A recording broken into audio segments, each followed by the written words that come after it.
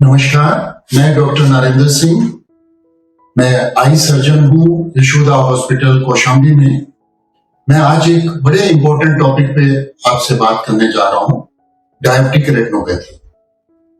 जैसा आपको मालूम है कि हिंदुस्तान में हमारे यहाँ पे डायबिटीज एक बहुत ही ऐसी बीमारी है जिसका इंसिडेंस बहुत ज्यादा बढ़ रहा है टाइम के साथ, एंड ये लोड हर साल बढ़ता ही जा रहा है। एंड डायबिटीज जैसे जैसे डायबिटीज लंबे ड्यूरेशन तक होती है तो उसकी कुछ कॉम्प्लिकेशंस, कुछ प्रॉब्लम्स आ जाती हैं, जिसमें कॉमनली हम कहते हैं कि किडनी की इन्वॉल्वमेंट हो सकती है, आंखों की इन्वॉल्वमेंट हो सकती है। सो मैं आपसे डायबिटीज के कारण जो आंखों में कॉम्प्लिकेशंस होती हैं उसी के बारे में डिस्कस करने जा रहा हूं। डायबिटिक रेटिनोपैथी एक ऐसी कॉम्प्लिकेशन है जिसके कारण जो आईसाइट है, जो नजर है, वो टोटली लूज हो सकती है।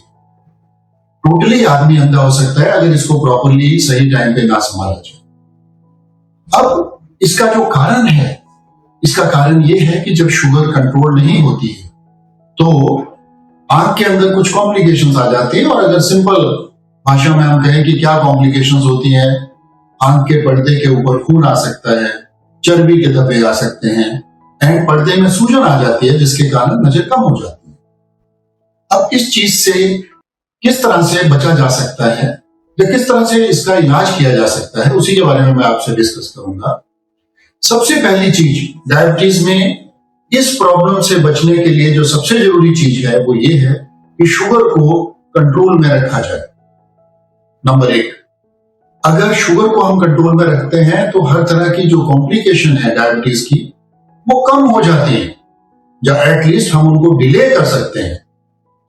नंबर दो, ये किस तरह से अगर चेंजेस आती हैं तो उनको किस तरह से शुरू में पकड़ा जाए, शुरू में डायग्नोसिस किया जाए ताकि उसकी शुरू में ट्रीटमेंट हो जाए। तो उसमें एक बड़ी इंपॉर्टेंट जो प्रैक्टिकल एडवाइस होती है डायबिटीज के मरीजों के लिए वो ये है कि साल में कम से कम एक बार दवाई डाल के आंख के पर्दे का टेस्ट होना चाहिए, ये देखने के लिए कि डायबिटीज के कारण कोई कॉम्प्लिकेशन तो नहीं है। अब जैसे जैसे डायबिटीज की ड्यूरेशन बढ़ती जाती है, मान लीजिए किसी की डायबिटीज की ड्यूरेशन 10 साल से ज्यादा है, तो नॉर्मली हम कहते हैं कि 6 महीने में एक बार दवाई डाल के पर्दे का चेकअप होना चाहिए। उसमें मकसद यही होता है कि जब भी डायबिटीज की चेंजेस आती हैं उनको सही टाइम पे पकड़ा जाए और सही तरीके से सही वक्त पे उसका इलाज शुरू किया जाए। डायबिटीज अगर सही टाइम पे डिटेक्ट हो जाए, डायबिटिक रेटिनोपैथी, और सही तरीके से ट्रीटमेंट हो जाए तो नजर को बचाया जा सकता है। अब इसमें डिफरेंट तरह की ट्रीटमेंट्स हैं, मोडालिटीज हैं जिनका रोल है। फिर मैं दोबारा एक बार स्ट्रेस करूंगा कि सबसे इंपॉर्टेंट जो ट्रीटमेंट का पार्ट है वो ये है कि हमें शुगर और मेटाबॉलिक कंट्रोल, बॉडी में अगर किसी को डायबिटिक रेटिनोपैथी है तो first part and the foremost part is that sugar should be under control. Number 2, बाकी पैरामीटर्स इंक्लूडिंग अगर किसी को खून की कमी है तो उसको करेक्ट करना है, अगर कोई लिपिड प्रोफाइल में डिस्टर्बेंस है, कोलेस्ट्रॉल हाई है, जहां किडनी फंक्शंस में कोई डिरेंजमेंट है, ऊपर नीचे है, उनको सेटल करना, वो सारी चीजें हमारी मदद करती है डायबिटिक रेटिनोपैथी की ट्रीटमेंट।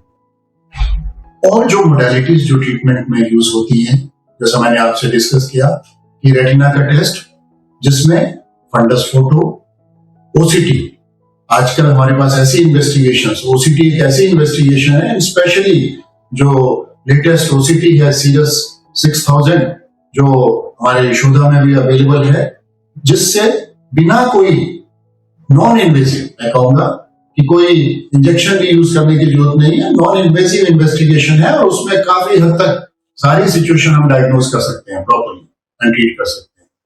अब ट्रीटमेंट के लिए जो मोडालिटीज हैं, जो आजकल एक बहुत बड़ी एडवांसमेंट हुआ, एंटी VEGF इंजेक्शंस।